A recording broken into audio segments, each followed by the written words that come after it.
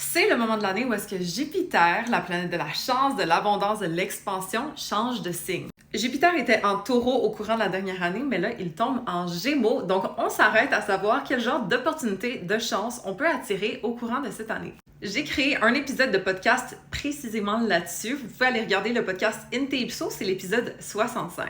Donc, je vous le rappelle, Jupiter, ça symbolise entre autres l'expansion, l'amélioration, le genre d'opportunités ou de chances qu'on peut récolter dans nos vies. D'avoir cette planète dans le signe du Gémeaux, maintenant, l'expansion sociale ou intellectuelle peut être mise de l'avant. Donc, apprendre un nouveau sujet qui nous intéresse ou peut-être échanger plus avec les autres, les interactions ou l'apprentissage peuvent être chanceux cette année. Il va juste falloir faire attention de ne pas trop se disperser parce que le Gémeaux veut pas, c'est un signe curieux, c'est un signe très interactif, très adaptable. Mais il ne faut pas aller à l'excès non plus où est-ce qu'on va se créer une surcharge mentale où on va trop être éparpillé. Pour savoir quel domaine de vie va être affecté dans votre cas en particulier, sortez votre thème astral. Vous pouvez le faire sur astrothème.fr. Et là, vous allez regarder le signe du Gémeaux qui ressemble à ça, se trouve dans quel coin. Okay? Ici, on a un 1.